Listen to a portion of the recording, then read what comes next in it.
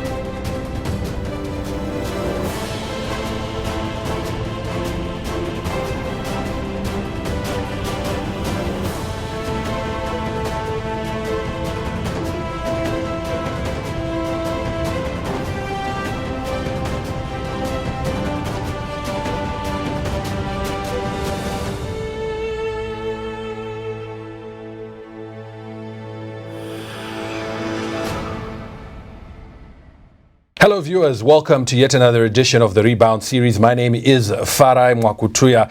Now today's discussion is focusing on women in politics and their access or lack of to political and campaign funding. A very topical issue because there is a push across the globe and in Africa and certainly here in Zimbabwe to see greater participation of women in politics and decision making. However, that is then hampered if they don't have access to the funds that they require to participate in those electoral processes. To help me discuss this, I'm joined in the studio by Honorable Perseverance Jo. She is from the ruling ZANU-PF party. Honorable, great to have you on the program. Hello, how are you, viewers? Alongside her is Honorable Jasmine Tofa. She is from the MDC Alliance. Honorable, great to have you on the program. Thank you very much for having me. And Gladys Changachirere is from the Institute of Young Women Development. Gladys, also great to have you on the program. Thank you for having me. Great. I suppose to kick off the discussion, let me begin with you because you're the only, Gladys, you're the only politician who's not on the panel. When we talk about campaign or political funding, I suppose let's get a definition of that so that we set this discussion in its proper perspective. Well, thank you very much for the question, Farai. And like you said, I'm one of the politicians not on the panel, meaning I'm not the politician sitting on this panel. So for me, you know, as somebody who works with an organization that promotes the participation of young women and women in decision making, including politics, it's very important for me that I think we locate the conversation around political campaign funding within the broader discourse of capacities, you know, for women to be able to run for elections, contest and win. So political campaign funding, I know many people when they hear the word funding, they're only thinking the dollar sign. But I think for us, it's imperative that the society appreciates that campaign funding for women is quite broad. You know, it looks at, yes, access to the monetary, the financial aspect of it, but it also, you know, looks at aspects around the space for the women to be able to campaign, to have the time, as well as, you know, to have the necessary support systems for them to be able to run for office. So yes, we are talking about campaign funding. Is something that includes the financial aspect, but it's broader than that. It also includes space. It also includes time in a context where women are considered, you know, second-class citizens, and they actually play a lot of gender roles that discounts their time, you know, to be able to participate in the public life. So it's quite broad, really, for me.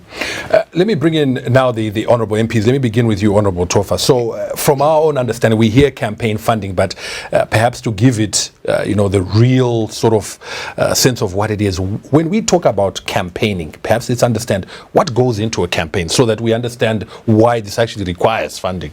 Well, like Glynis has just said, it's quite broad. And what goes into the funding, or what is campaign funding? There's a lot of material stuff that is needed for a woman to go into a campaign. And we all know that women in Zimbabwe, in particular, because this is where we are not economically empowered, not economically fluid. And you will also know that it is not yet fully appreciated by our communities that a woman can go into politics. So when that woman wants to go into a campaign, for instance, let's talk about a married woman. A married woman cannot, even if she's working or even if she's farming, cannot just decide that I'm going to take my yield and convert it for political political campaign. She has to get permission from her spouse. Whereas on the other hand, if a man wants to do what he wants to do, just does and tells the wife that this is what I've done, or if she's lucky. If not, she'll just see that he's campaigning, and where the money comes from is not her business. So that is where we have issues with political, with campaigning. And yes, of course, we have the NGOs that do help women with capacity, because our socialization as well is an issue. We are not brought up as women talking politics. We, even our kids, as we grow them up, will be taught, the gender things like cooking, baking, playing with dolls, nothing to do with the economy. It's got nothing to do with the woman. So it starts from there. So we definitely do have issues. And where does the woman get her resources for campaigning? Honorable Joe, maybe you can, because again, you are also in the trenches and a politician. In Zimbabwe, who funds politicians if you want to campaign? Is it your party? Do you self-finance? Do you get donors? How does it work? Thank you, Farai. What happens, especially in my party, ZANU-PF, the struggle is actually before primary elections. Because primary elections is when you compete, like many of you who have said you want to compete, let's say contest for a certain post, you are many of you, depending on the regulations which have been given, then after the primary elections now, before the primary elections or during, it's when you have to mobilize. It's when you have to get the hearts of the people. You have to travel to those people. You have to meet them. They have to know you, corner by corner. And you have to say what you think you will do when you get that post. So that is where most of the resources are needed. That's when, especially transport. It could be even information. You need money for airtime. You need to have teams, campaign teams. You need managers. You need accommodation money. So that is when it is very difficult. But once you pass that stage, especially for those with constituencies, let's say those who have one constituency, those who are not on proportional representation, once they get to be the contender is the winner now, waiting to participate in the harmonized elections, that's when the party gets in. It now supplies you with regalia, the caps, the t-shirts, everything. Even the business people in your area, depending on how convincing you are, they can help you. Our party, my party, helps both men and women. Equally? Equally. They actually say, let's say, for example, who is contesting in Kwekwe is Central, how many, depending on the population there, they then give you the regalia. They give you even money, even support in terms of people coming from HQ, like Women's League. They actually come and campaign for both men and women. They come to support them, meaning that the HQ has actually budgeted for that. So they come. Those ones who have won in the primary elections, they are now given party cars, party vehicles. Across the board, regardless of whether menu. Not for now, they were given to the MPs who were contesting for constituencies. But for proportional representation, it's now policy they will be given. I'm going to come back to that issue of proportional representation, but for now I want to bring you back in, Honorable Tofa. The point that has just been raised where, primaries are another layer of this whole political contest. The reality of where you are needing to self-finance. You've just spoken about the fact that there are no resources and things like that. So when we do see women getting through the primaries, as we've seen in the past, how are they doing it? How are they able to do that? It's a struggle. I'll speak for myself and the party. We are not funded in any way. You self-fund. You use every resource that you can come across. So what you do is, talk to friends, to family. If you are well known in the community, you'll try and source for donations. The NGOs will come in with capacity building only. They never give you any funds. So it's a real struggle. So when you see a woman going in and actually winning, she would have fought tooth and nail. And you get in through the eye of a needle. It's not easy because you're competing against men that have resources. Even the young women.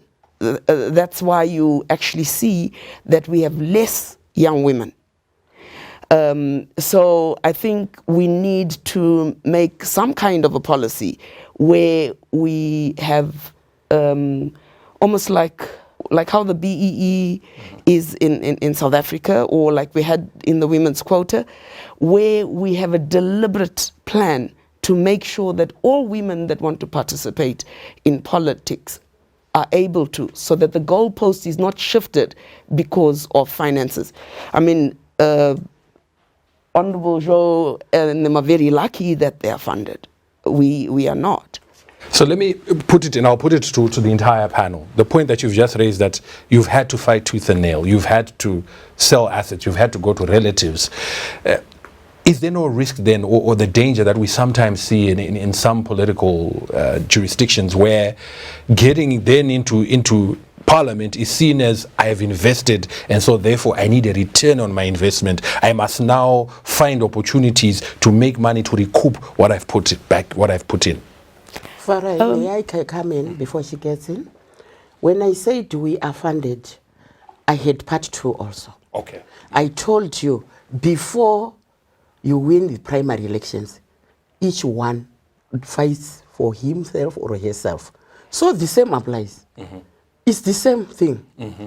You have to get money mm-hmm. to support yourself. Mm-hmm. But ours is much better after you have won the primary elections. But before that, it's really a fight. It's a real fight. And as she said before, women normally here in Zimbabwe, all the stuff or all the property generally is in the man's name. So you don't have what you call yours. Whatever is there, you want permission from him.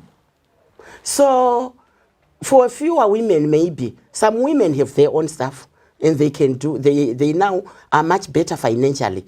But most of the women, they don't have the financial resources. Honorable Joy, let me stop you there because we need to take a short break. When we come back, I would love to see that question addressed that I posed, and I think we'll begin with you, Gladys. This is the Rebound series today, focusing on campaign funding, political funding, and access that women have to that. Stay tuned. We'll be back.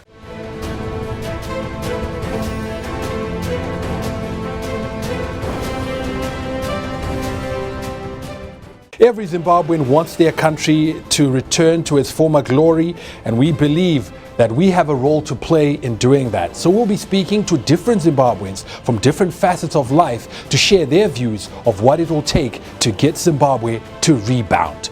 The Rebound series comes to you every Friday between 5 and 6 p.m. on the Heart and Soul digital platforms. Join me, Farai Mwakutuya, for those incisive discussions. Welcome back. This is the Rebound series with me, Farai Mwakutuya. My guests, Honorable Perseverance Jo, Honorable Jasmine Tofa, and Gladys Changachirere from the Institute for Young Women Development. Gladys, let me turn to you. A question that I've posed to the entire panel, and I'll allow you an opportunity to respond is, we've just been told about the high stakes game. Winner takes all. People have invested, sold property, sold assets to raise the money to get into the electoral race. Is there no risk then that this phenomenon where we see someone saying, look, I need a return on this investment, I've invested so much, I must now start to make my money back? There's definitely a risk if you look at it from a realistic point of view, especially in the context of women, where we are saying what they own is family property, and usually when that is given into their political campaigns, there tends to be a lot of pressure around them to say, look, we invested our entire life into you. Can we now get back? But I think for me, as somebody coming from a justice movement where, the idea of women running for political office is not about their own personal interest to go and enrich themselves with politics, but it's out of the recognition that there are lots of injustices, there are lots of inequalities that women and the general society are actually experiencing. And therefore, when women step up, it's to say, I'm committed to seeing fairness, to seeing justice happening. So when they get into political office, the idea is that they are actually going there to represent their constituencies, and it's not about their personal, self-aggrandizement interests. So I would say that in that case, I think it's okay for us to acknowledge, the cost that the women put. And for some of the women, we have actually seen that they put all that and they continue to fight, without wanting to take out of the public pot to personally benefit themselves, which for me, I think is really the idea and the principle behind political participation or public life. However, we can't run away from the reality that today, where we see a lot of corruption, much of it which goes with impunity. There's a temptation, therefore, by people, once they get into power, to say, I've put my life into this, and so now I want to get it back, and it's all about me, which I think for me is a very flawed point of view in terms of how they look at politics. Ideally, it's really supposed to be about going there to serve the interests of the majority and make sure that as you rise up with your community, with your constituency, and everybody is placed on the same level. Honorable Jo, let me ask you this. Those who then don't make it, after, as you say, it's a fight, you've invested, and then you don't make it, what then becomes? What do you go through? What do some of those people go through emotionally, financially? What is their future? What happens to them? Yeah, with women, they know their position generally, especially that the assets are for the family. So when you are going out there campaigning before the primary elections, you don't take much of the family property or of the family assets. Normally what we do, or some of the people I know, or myself, I actually have a project running, budgeted towards campaigning. Like, I'm a farmer. So I can say, here is my horticulture produce, this is my 2 hectares of tomatoes. Whatever proceeds coming from there will help me campaign. So normally, whatever I take from the home should not too much destabilize my family. But sometimes you are forced to use the family car. That one you can't leave. After all the campaigning, then the car really needs service. And sometimes you've used quite a lot of that money and you don't have it. Sometimes the family members, it's like, but in our party, we are taught that your chance will come.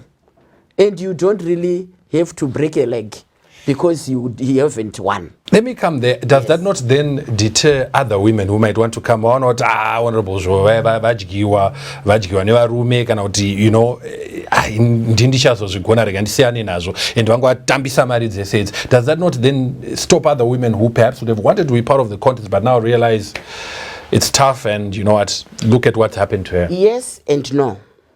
I say yes because vanenge vasina kuzvinzwisisa vaye. Vanogona kuti vakatoruza onayo vakasimuka paya vakashandisa zvakati nezvakati paya vakatipa zvakati vakaruza.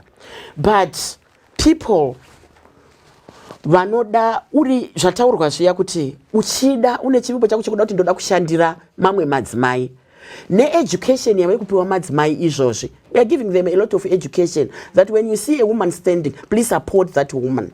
And we are telling people, our women, that a woman is a born manager.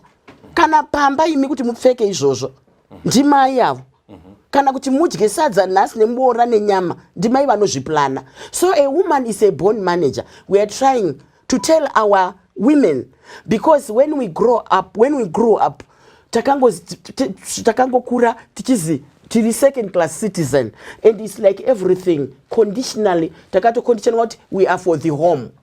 Baba ndo vanoenda kubasa, decisions mazhinji anoitwa nani na baba. So we are trying to help, and ndinofara nema non-governmental organizations amwe vanouya vachidzidzisa mudzimai kuti you can do it, vekuchechi vachitaura kuti you can do it, nesuwe mapoliticians chitaura kuti we can do it together, ngatibatane, we can do it. We have to change zvanga zviripo zvaitirwa namai vedu kare. Kutaura izvozvi, I think mukatarisa SADC protocol yaiti by 2015, in 2008 SADC protocol yaiti by 2015 my women in decision making should be around 50%. But actually now averagely countries mazhinji atinotaura nezvavari muSADC is 30% or less.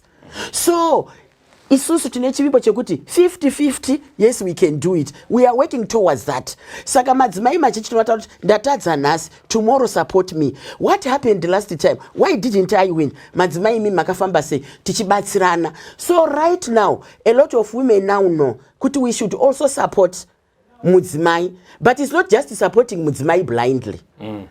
On merit.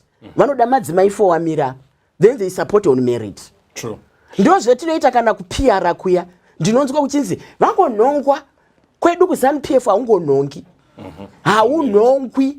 Inini I went through a rigorous exercise kuti ndibude.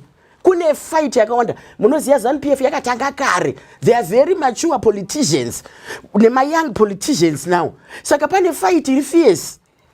Saka kuti upinde ipapo vanotarisa kuti uri kuitirei vanhu. Vanotarisa your footprints. Kuti waitei wakamira say, a lot of it they look at you.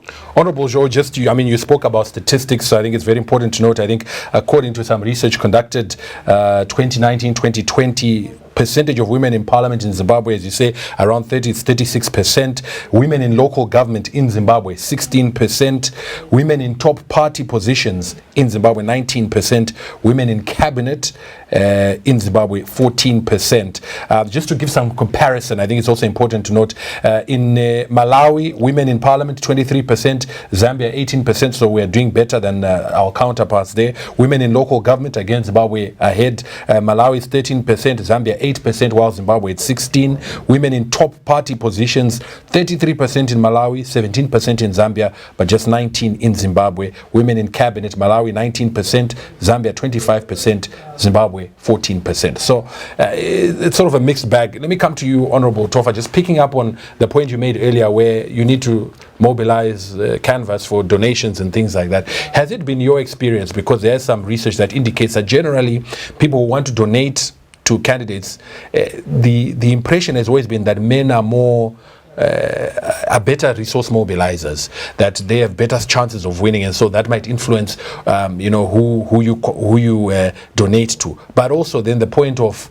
has there also been an issue of where you want my donation, and then unfortunately some men will say, okay, if I donate, I want something in return. I'd like to just go back a bit where you said, will they not want to get their money back? Okay, all right. So yes. You've gone in there, you want to, Yeah, it all depends why the person has gone into politics. What has driven you to become a politician? For instance, what drove me to become a politician? I never ever thought of coming to parliament. Being an MP was never my dream. I participated because of what was going on in the country, the economy. I have 3 sons, and I could see that there would be no jobs and no future for them. And I kept blaming everybody else as to what are these people doing? They're destroying the country. Then I thought to myself, but what am I doing? What is my role? So that's what drove me into politics. And the first time I participated was in 2008 in first past the post, and I lost in that election. I used almost everything I had. My car was at a standstill. But even after having lost, because of meeting the people in the communities and getting to know them and understand their issues and their problems, I didn't stop. It was no longer about a campaign, it was about serving the people. So I was going back to the schools where children were not being fed enough porridge, or where I ended up joining an NGO doing community work, just serving without being paid. And a lot of women are like that. And they have, in Sindebele, your heart is in the right place as a woman. So it's very rare that even if you lose, you'll stop working, or if you win, most women that I know don't use all the resources that they get. Their salaries at Parliament are spent back in the community because there isn't sufficient social service funds to help people. So, and the question you asked, sorry, I just thought it was important to say that. Very important indeed. The point where, is there no, are there no cases of possible abuse where if a woman tries to approach a man, for instance, for campaign support and donations, you may then be told, okay, I'll support you, but I also want something in return? Well, yeah, that's there all the time. It's not only there when a woman is asking for help for campaign, it's there even if you're looking for a job or if you want a piece of land. So yes, it's actually a deterrent for most women because they have to be subjected, they're at a disadvantage because they now have to tell this man that, look, all I want is funding to help me achieve my objective of becoming a politician. So yes, that challenge is there. Mm-hmm. We need to take another short break. It is the Rebound series. Do stay with us very shortly. We'll be coming back now to focus on possible solutions. How do we address these challenges? What are some of the models that we can adopt going forward in some best case scenarios? This is the Rebound series. Stay tuned.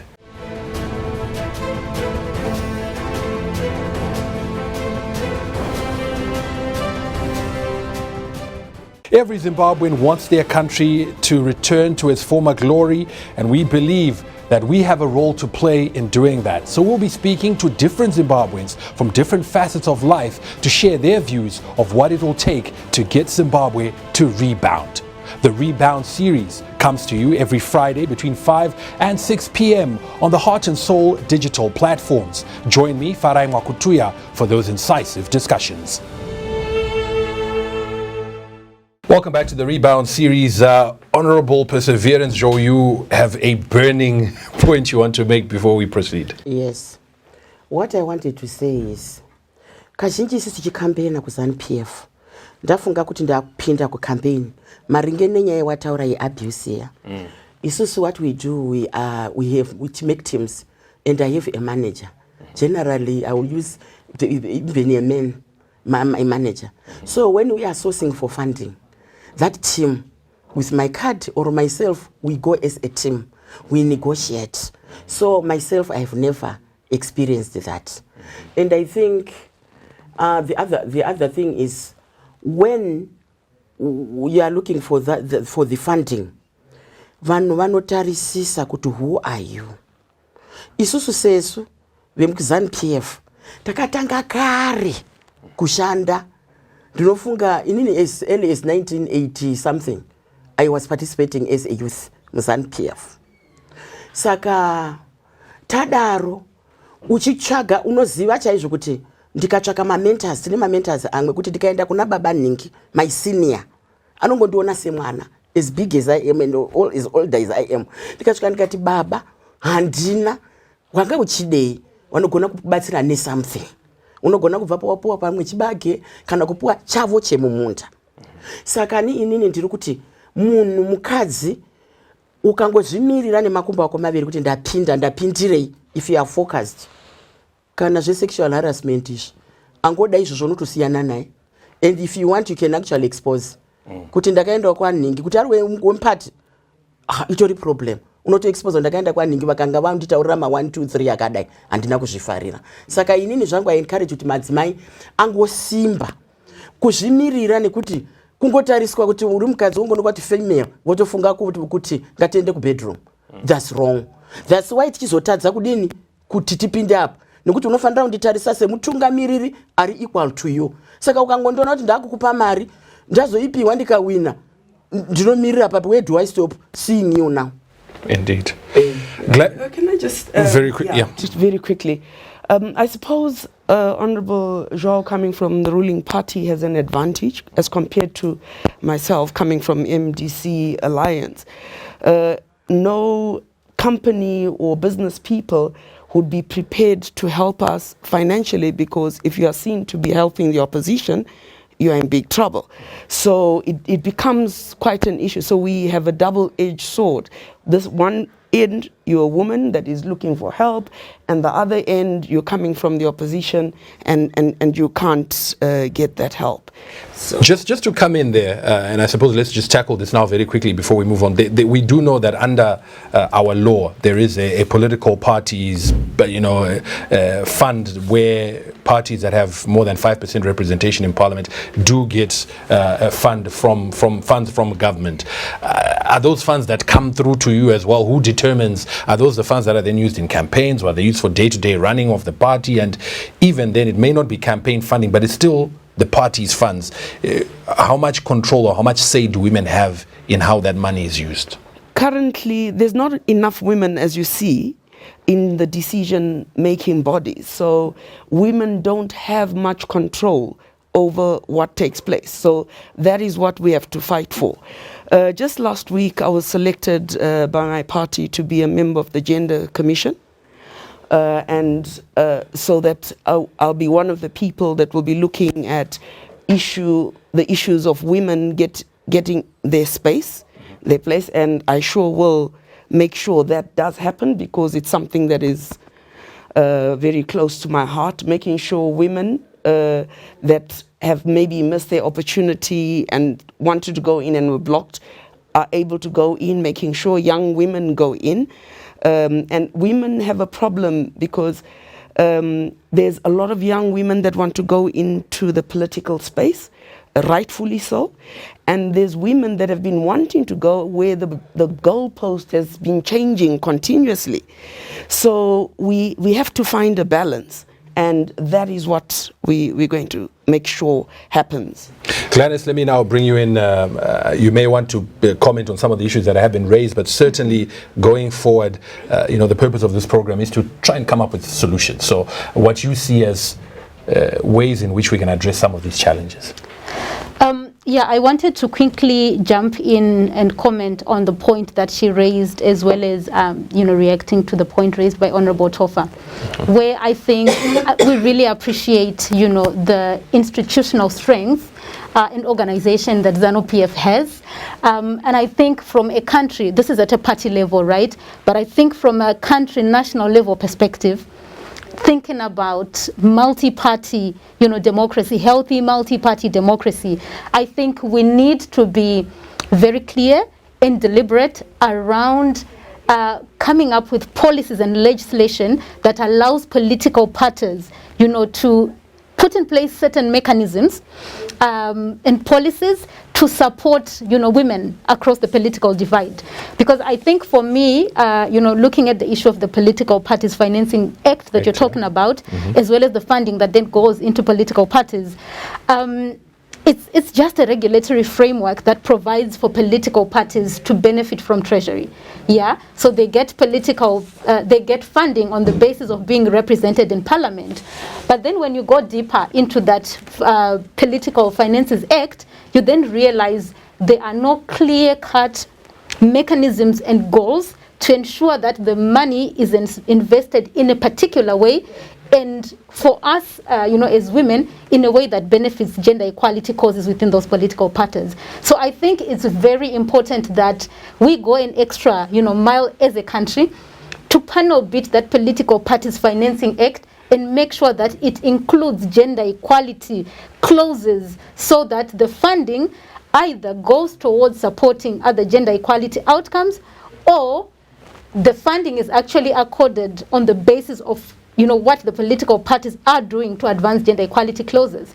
So recently we launched a model gender equality bill, and as part of our advocacy around seeing the fulfillment of the Constitution, in particular Section 56, which talks about gender equality and non-discrimination. And we are saying that the government needs to put in place a Gender Equality Act as provided by that Constitution.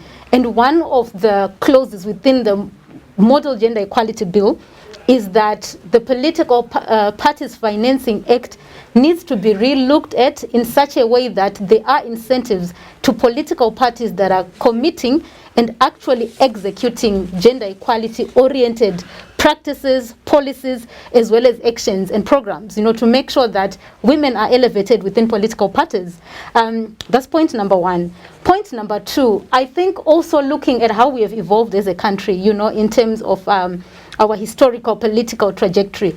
We are a country that has emerged from colonization, where colonization really closed out, many political parties, part of the struggle that then birthed, our ZANU-PF, now combined, and as well as time moved on, the opposition political parties that we have. But I think in terms of then, realigning our laws post-independence to say, this is the framework we had during independence, and this framework was actually meant at stifling, black majority rule.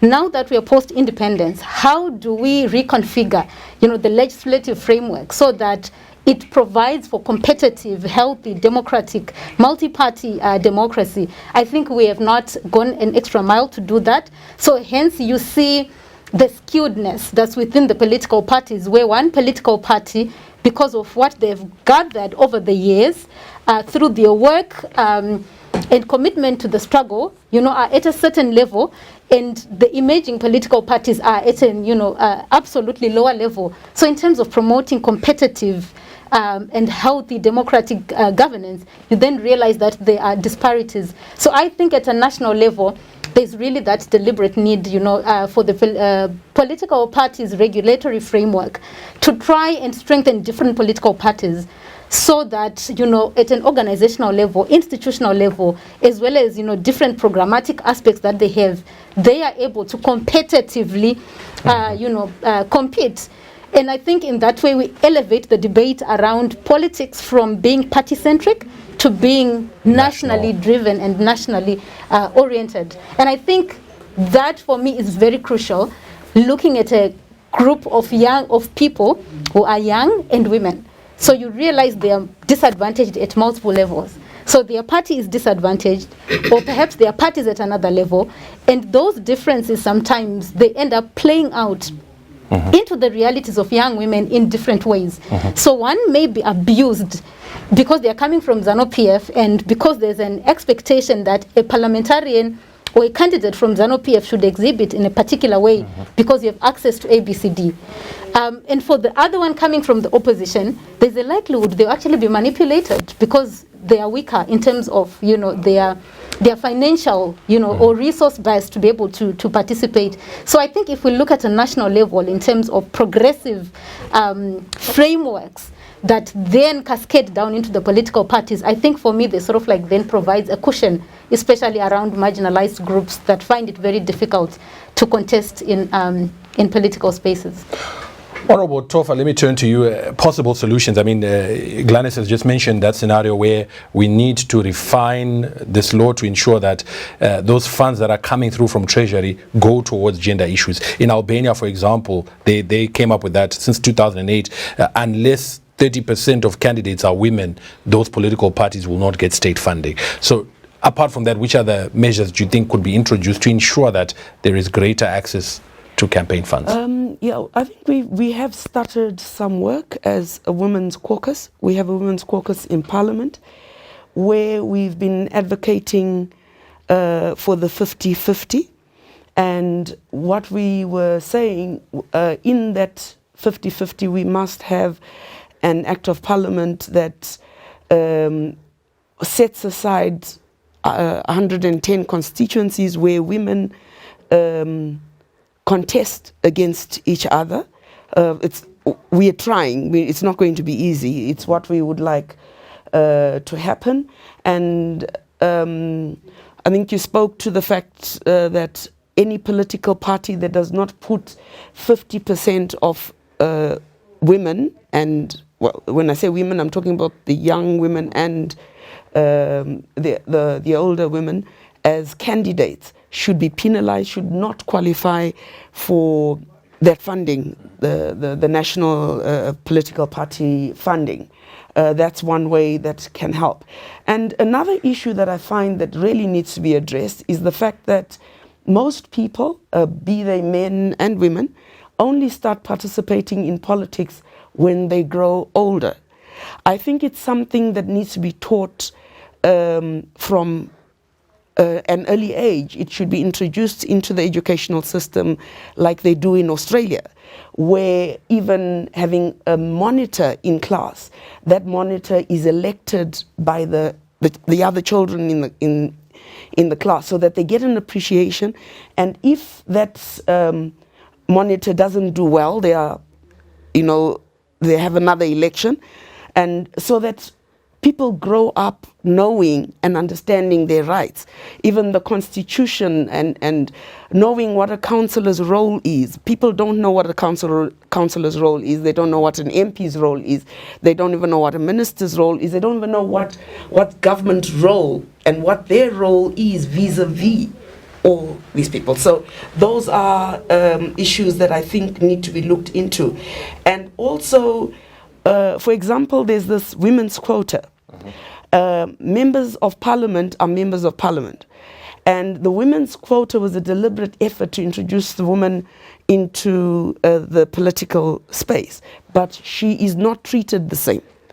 The member of the proportional representation member of parliament is not entitled to the community development fund. And there needs to be some formalization of what that role that the PR is supposed to play. And I think that's very important, so that you don't get people looking at a member of parliament that is on PR as an underdog. Almost, yeah. Certainly saying, as MP or HStvZim, as you're saying in your party, until, well, it's being addressed now, but they didn't get party vehicles. They don't get some of these things. So that may undermine that role. We need to take another short break. We'll come back. We'll turn to you, Honorable Jo, and continue this discussion where we're looking at possible solutions and international best practices that we could borrow from.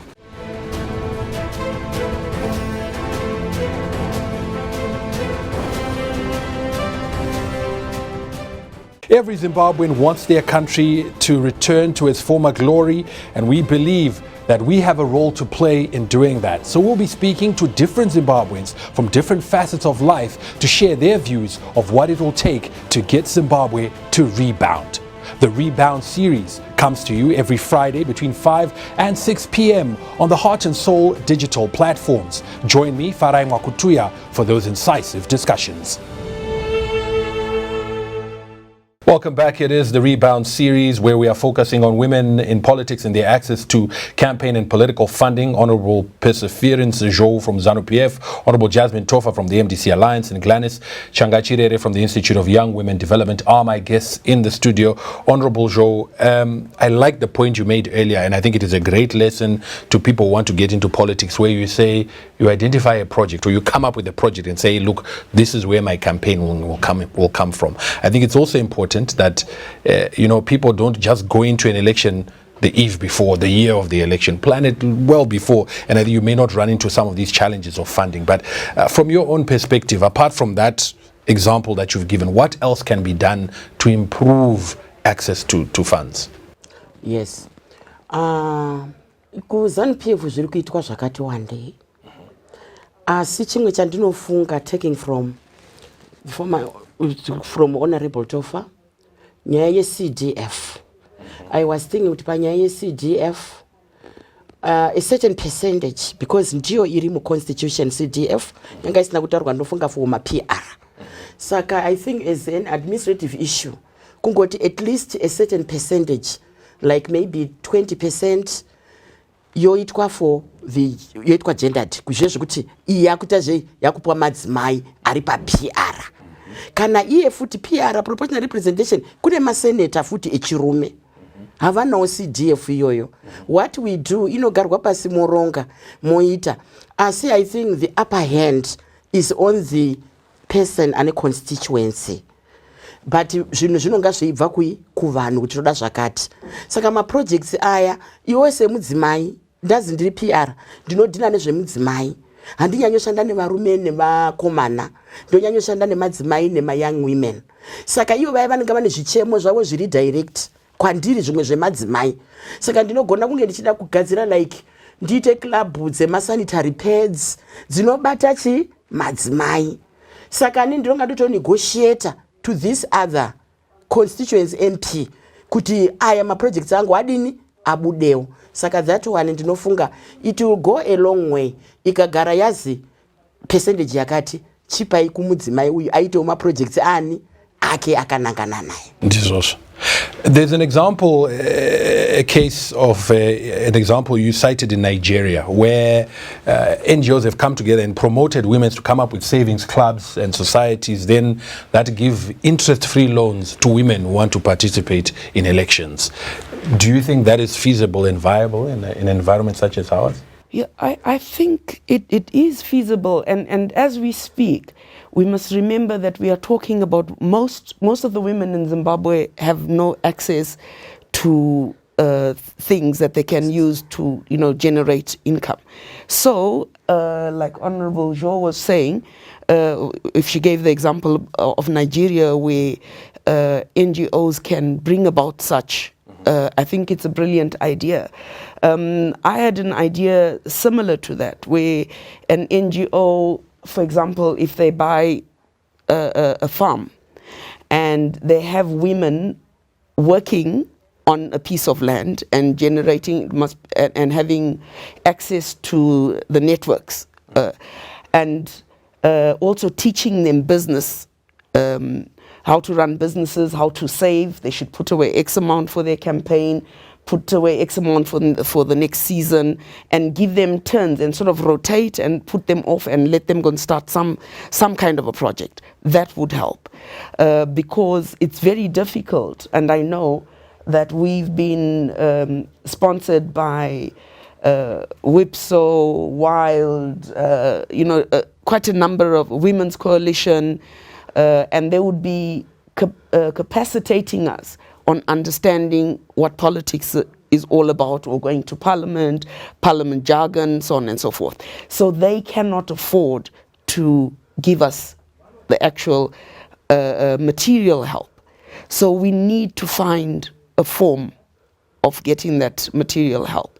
And going back again to PR, it's a good thing that we have, and as Zimbabwe, we are a shining example in the SADC region, in the AU, in Africa, but it's almost like a window dressing kind of acknowledgement of women. It's like you're there's the glass ceiling, but as a woman or as a PR, you go into someone's constituency, you can get into trouble. Why are you going there?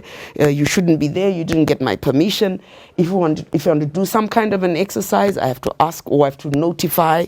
So I'm still like talking to my husband in a sense, even if she's a woman. So I'm still not given that power. To exercise, the freedom to exercise. So, yeah. Clarence?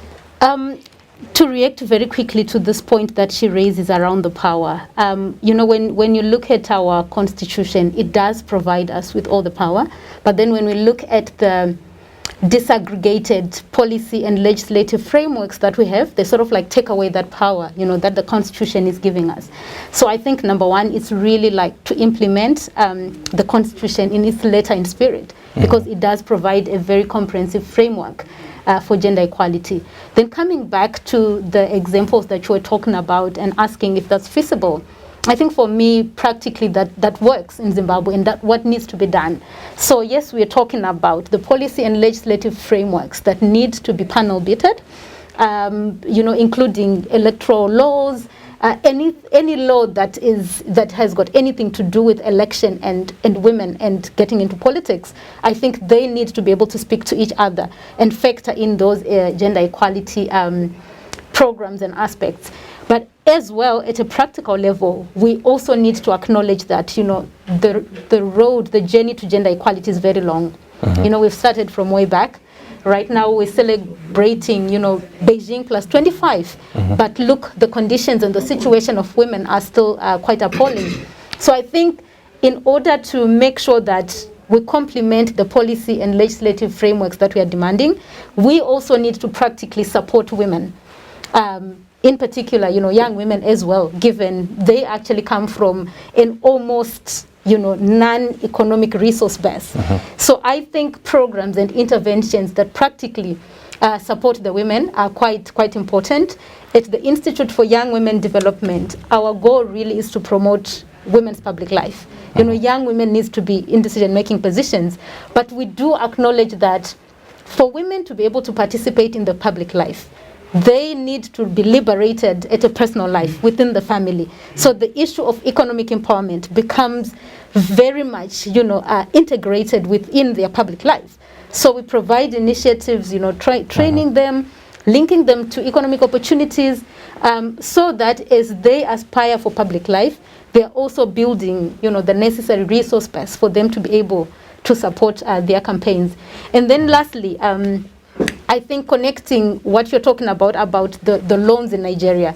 In Zimbabwe, we have the Women's Bank, we have the Youth Bank. I think it's important if those banks as well can provide economic opportunities to aspiring young women and women candidates who are people with, they may want to get into politics, but may not have the strong, capital base to support themselves.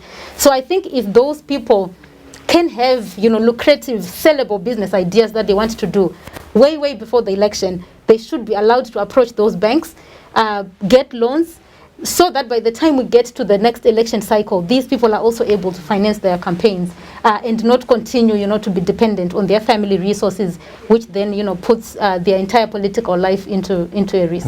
Certainly. Yeah. Gladys, I think very great points. I want to now put it to the MPs because I think, you also have a role to play in this. We've pointed out that there has to be legislation or frameworks and policies that support. And I think the policies are there. You mentioned the 50-50. You mentioned all these other things that, if CDF is not, if for instance, the public finance coming from Treasury is not going into women empowerment, must penalize those parties. The challenge comes, and I want to ask, I'll ask with you, begin with the Honorable Show. What are women to do when those things are not implemented? Because we know we've said 50-50, but it's not being done.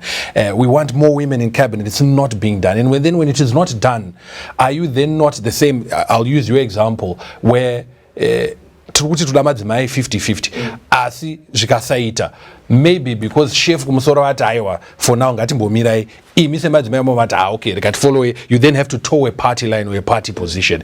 If your party is not doing what it's meant to do, what do you do to take them to task, even if kumusoro kuvati ngatimbomirai? Okay, thank you very much.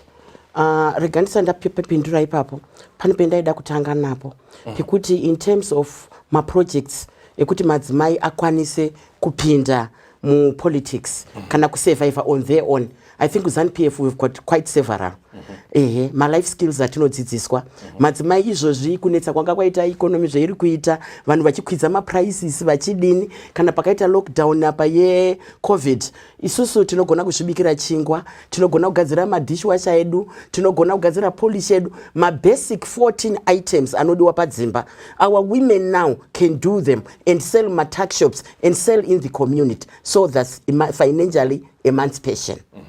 Number 2, yekuti zvetada kuti 50-50 zveisi kuita kupati kwedu tinofunga ukada kutarisa even the president last time pama councillors patowane affirmative action mutemo uripo ukuti minimum 30% and more kwedu we are struggling tichiti 50-50 asi already tine PRE hatina kumirira ipapo asi still hatidi kurusa chemuhapwa nekuda kuombera zvicha zvinoita bit by bit. Saka apa we are negotiating. Saka tichinegotiate zvisi kufamba zvakanyanya zvoda parliamentarian nemapetition kai vanhu. Mitemo inobva kwakasiyana sose mitemo inobva kutanga kubva kuti petition madzimai acho muground kuti anogona kunza kana iwo non-governmental organizations anogona kuunza ichocho chikumbiro chouya kuparliament kana isusu tinomuvha mamotions ekuti that way itoda kuti tiite 50-50 kana tiite zvakati kuita kuti ZEC uite mutemo ZEC ikwanise kuti tawirirana kuti hatingangotipi one time 50 unoziva kubva pa30 kuenda pa50 pane nyaya unofamba. Saka kuti isusu tiri 28% taida kuenda pa50 hazvingoiti within 2 hours or within 5 years takabva kure and tiri kunanga is a long journey. So we can say okay, next election yatinoita toda kuti tibve ipapo tiende pa next. Saka nikuti tiende pa next dai kwachiitwa mutemo wokuti at least gradually kudaro ngaparambe pichionekwa kuti at least madzimai avewo kana 30 awewo kana 45% avewo kana 40% pese kuma councillors kuma MPs kuma senators zvichienda zvakadaro so that vamwe vedu PR hatisi kuiramba affirmative action ngairambe iripo kusvika zvinhu zvati gedye. Asi meanwhile tichigadzirisa inequality irikoko tokwira bit by bit tichidaro so that tawazowana tazosvika pagedye affirmative action yainogona kuita ichidini ichidzika because haingotangiri apo. Even affirmative action to education to information nokuti varume vanoronga vari kumabhawa vanoronga vari kuma meeting places madzimai generally you are at home. Saka zvinobva zvanetsa. Saka we want the government to help kuti ma political parties akwanise kucha mutemo wavanenge vachitevera. Pasina mutemo is their right as political parties kuexercise zvavanoda kuita nekuti ndo zvavanenge vakadini vakaronga. In closing, Honorable Jasmine Tofa, you have the final word. Yes, thank you. As legislators, I think being women in the Women's Caucus, I think we need to come together as for us to get the 50-50 in the first place. The women, when the Constitution was being formalized in before 2013, women took off their political jackets and they fought the one battle for the 50-50. And like Honorable Jo says, we must listen to the people, petitions and what have you. For example, what happened in this past, now with the Amendment Bill number 2, where we had an opportunity to have our 50-50. The Women's Caucus had initially agreed on making sure that we fight for the 50-50. Yes, we have the affirmative action where we had the 60 seats. So what we should have done is kept our 60 seats, and like Honorable Jo says, if we want to gradually get in, we should have fought for at least getting 10% or 20% of what is constitutionally inscribed, so that we know where we're going. Right now, we've got 100 seats, right? Government can take them away from us at any time. But had we taken the opportunity and fought for that 50-50, and then government would have said, okay, we're giving you 10% or 20% of that. I think that is, we need to be firm for us to get what we want as women. We shouldn't allow, we shouldn't be at the beck and call and the mercy of the men. And another thing that really bugs me, we have the Ministry of Women's Affairs. Where are they in all of this? I think maybe you should interview them. The Gender Commission, what is the Gender Commission doing? We don't see them, we see them silent on these issues. And those are the tools that we have. That's Ministry of Health looks after hospitals and ill people. What is our Ministry of Women's Affairs and what's the Gender Commission doing? We'll certainly interrogate that and invite them on future discussions so we can look at their role and what they're doing in terms of assisting women to help them achieve some of these aspirations and goals and targets that they would like to get to. My name is Farai Mwakutia. What's left for me now is to thank my very fantastic panel that includes Honorable Perseverance Jo, she's from the ruling ZANU-PF party, Honorable Jasmine Tofa from the opposition MDC Alliance, and Gladys Changachirere from the Institute for Young Women Development. It's been an engaging discussion, an insightful discussion. We certainly hope you've enjoyed it. Be sure to join us again next time on the Rebound series. My name is Farai Mwakutuya. Bye-bye.